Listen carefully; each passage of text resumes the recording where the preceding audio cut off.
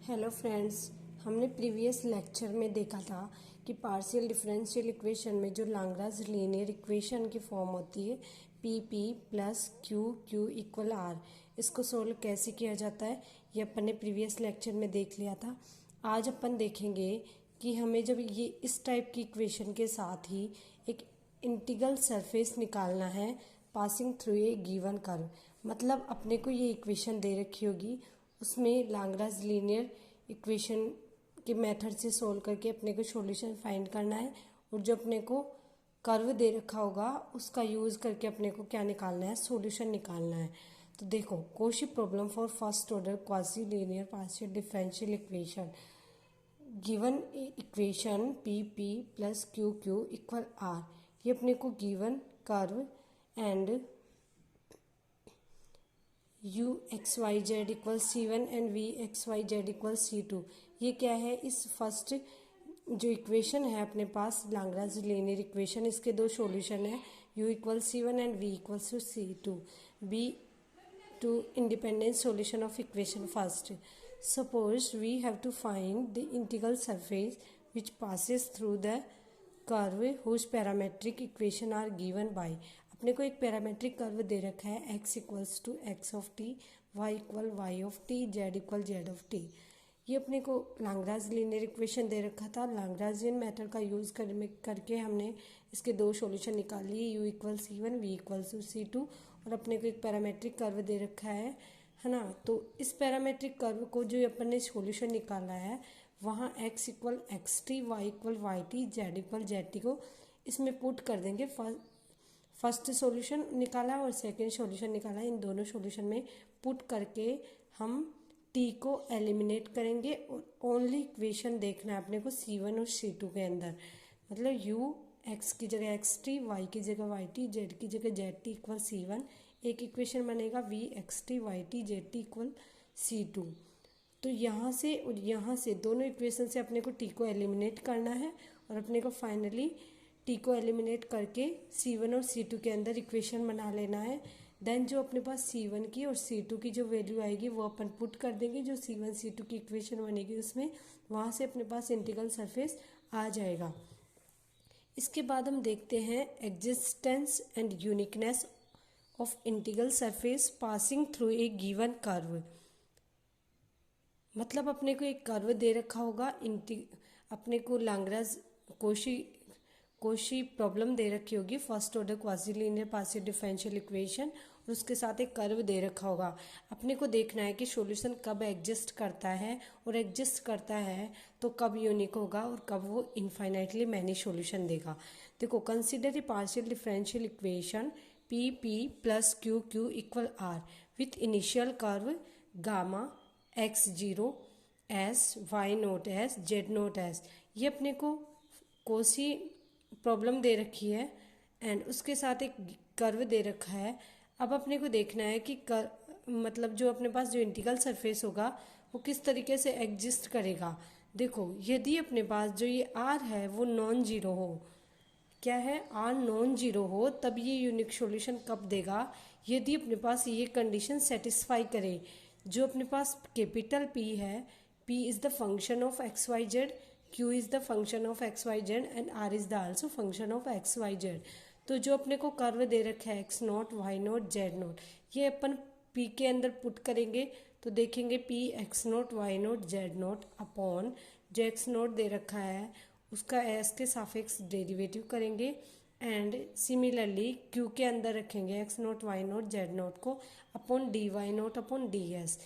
यदि अपन ऐसा करते हैं और दोनों की वैल्यू नॉट इक्वल आती है तो क्या देगा, ये जो अपने पास इक्वेशन दे रखा है ये है ना, इस कर्व के रेस्पेक्ट में यूनिक सॉल्यूशन देगा।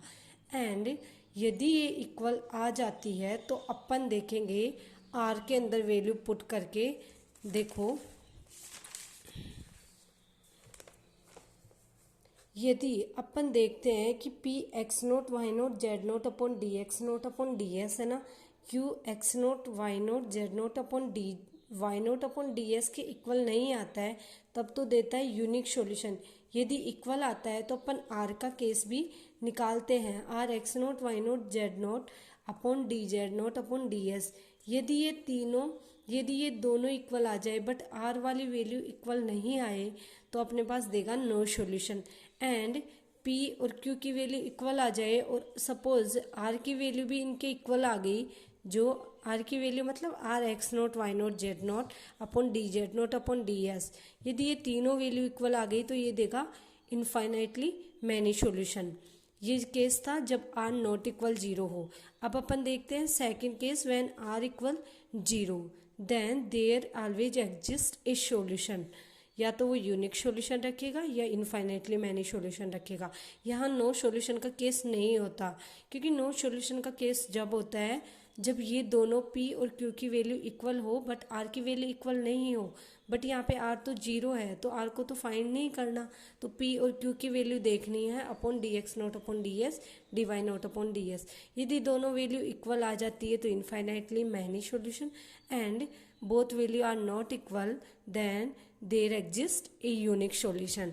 फॉर एग्जाम्पल ये क्वेश्चन है जो नेट या गेट में आया हुआ है, दे रखा है the Cauchy problem two u x का मतलब है del u upon del x plus 3 del u upon del y equal 5 with curve दे रखा है अपने को u equal 1 on the line 3x minus 2y equal 0 has unique solution या infinitely many solution, either exactly two solution या no solution. तो अपने को कोशी प्रॉब्लम दे रखी है, उसके साथ कर्व दे रखा है line 3x minus 2y equal 0 and u equal 1। तो अपने को देखना है कि ये किस टाइप का सॉल्यूशन रखेगी ये कोशी प्रॉब्लम। देखो अपने को जो गिवन कर्व है वो दे रखा है u इक्वल 1। वैसे आप देख सकते हैं यहाँ से p capital P into small p plus capital Q into small q equal r, ये होती है अपने पास कोशी प्रॉब्लम की फंडामेंटल फॉर्म होती है।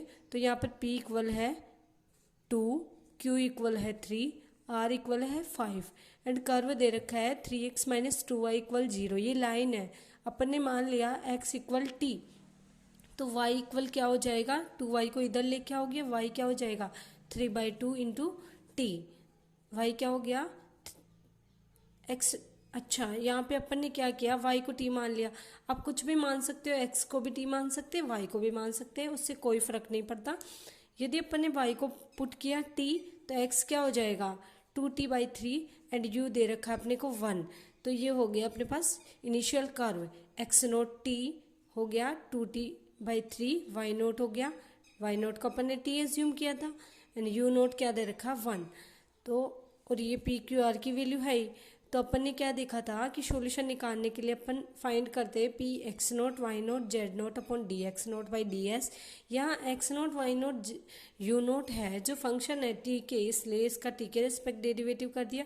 Similarly q x naught y naught z naught upon d y naught by d t and r यहाँ non zero है, इसलिए r x naught y naught z naught upon d u naught by d t भी find करेंगे। तो देखो इसकी value आई, p की वैल्यू क्या है 2, तो यहाँ पे x naught y naught z naught कुछ भी रखो, ये कॉन्स्टेंट है तो 2 का 2 आ गया। D x naught by d T, x note है उसका टी के रिस्पेक्ट डेरिवेटिव होगा टी का 1, 2/3 कॉन्स्टेंट, तो 2/2/3 तो क्या आ गया 3। क्यू की वैल्यू निकाली सिमिलरली अपन ने, तो वो आई अपने पास 3 d y naught by d t, इसका टी के रिस्पेक्ट टी का डेरिवेटिव 1, तो ये भी वैल्यू 3। पी और क्यू की वैल्यू 3 आ गई, मतलब 3 दोनों सेम आ गई। तो अपन ने देखा था इस कंडीशन में अपने को जब नॉट इक्वल हो तो यूनिक सॉल्यूशन देता है, इक्वल हो तो अपन आर वाला केस चेक करते हैं। यदि तीनों वैल्यू अपने पास इक्वल आ जाती है तो इनफाइनाइटली मैनी सॉल्यूशन देता है। यदि इक्वल नहीं आती है आर वाली इन दोनों के तो ये देता है नो सॉल्यूशन। तो आर की वैल्यू फाइंड करेंगे, आर की वैल्यू है 5, तो कुछ भी रखो 5 upon d u naught by d T. देखो यू नोट था अपने पास 1 का डेरिवेटिव टी के रेस्पेक्ट में 0, तो ये तो दे रहा है इनफाइनाइट, इसकी वैल्यू आएगी इनफाइनाइट, जो इन दोनों के इक्वल नहीं है, तो इसका मतलब ये देगा अपने को no solution. So D option is the correct option. Next problem है the Cauchy problem y z x minus x z y equal 0 and the initial curve x naught s equal cos s, y naught s equal sin s and z naught s equal 1 where s is greater than 0। यहाँ s as a parameter माना गया है, जैसे उधर T माने थे अपन ने, तो इधर एस दे रखा है अपने को। तो ये किस टाइप से सॉल्यूशन रखता है, यूनिक रखता है, इन्फिनिटी मैनी रखता है, या एक से ज़्यादा रखता है, या नो सॉल्यूशन, तो वो अपन देखें। देखो यहाँ पर अपने पास फंडामेंटल फॉर्म होती है capital P into small p plus capital Q into small q equal r. यहाँ आर जीरो है। देखो एक्स के सापेक्ष डेरिवेटिव है, उसका जो कोफिशिएंट होता है वो कैपिटल पी, तो कैपिटल पी की वैल्यू वाई, कैपिटल क्यू की वैल्यू माइनस एक्स, आर की वैल्यू जीरो। देखो यही लिखा है अपन ने कि P equal y, Q equal minus x and R equal zero. And initial curve अपने को गिवन है x naught s equal cos s, y naught s equal sine s and z naught s equal one. तो यहाँ पर अपने क्या करना है, R जीरो दे रखा है तो R x naught y naught z naught upon d z naught by d s की वैल्यू तो अपने को निकालनी नहीं है, P और Q की निकालनी है। तो P x naught y naught z naught क्या हो जाएगा, यहाँ पे रखो आप x naught y naught z naught, ये ओनली वाई का फंक्शन है तो वाई नोट आ जाएगा। यहाँ पर हो जाएगा ये y naught upon d x naught by d s. X naught का एस के सापेक्ष डेरिवेटिव करोगे कोस का हो जाएगा माइनस साइन, ऊपर आया था रखने पर वाई नोट, और वाई नोट की वैल्यू दे रखी है अपने को साइन एस, तो sine s upon minus sine s minus one हो गया। उसके बाद देखते हैं Q x naught y naught z naught upon d y naught by d s. देखो क्यू में रखोगे तो ये आएगी value minus x naught, minus of x naught की वैल्यू है कोस एस, तो minus cos S upon d y naught by d s. जो वाई नोट है उसका एस के सापेक्ष डेरिवेटिव क्या होगा, कोस एस, तो कोस से cos cancel out minus one. अब देखो पी की और क्यू की ये दोनों वैल्यू अपने पास इक्वल है और आर इक्वल नहीं, आर जीरो है। अपन ने केस देखा था कि यदि आर जीरो हो और दोनों वैल्यू यदि इक्वल आ जाती है तो वो क्या देता है, infinitely many solution, and equal नहीं हो तब वो देता है यूनिक सॉल्यूशन। तो यहाँ पे क्या देगा ये, इन्फाइनेटली मैनी सॉल्यूशन। बहुत सारी प्रॉब्लम है जिनको अपन देख सकते हैं। जैसे नेक्स्ट देखते हैं, क्योंकि बहुत सारे एग्जांपल्स किए हुए हैं, उसके बाद अपन नेक्स्ट टॉपिक देखते हैं।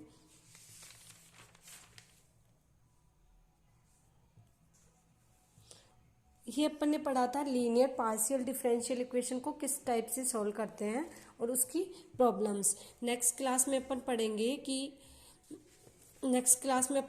कि ये था लीनियर डिफरेंशियल इक्वेशन को पार्शियल को सॉल्व करना। नेक्स्ट क्लास में अपन देखेंगे non linear partial differential equation को किस तरीके से सॉल्व करते हैं। Thank you guys.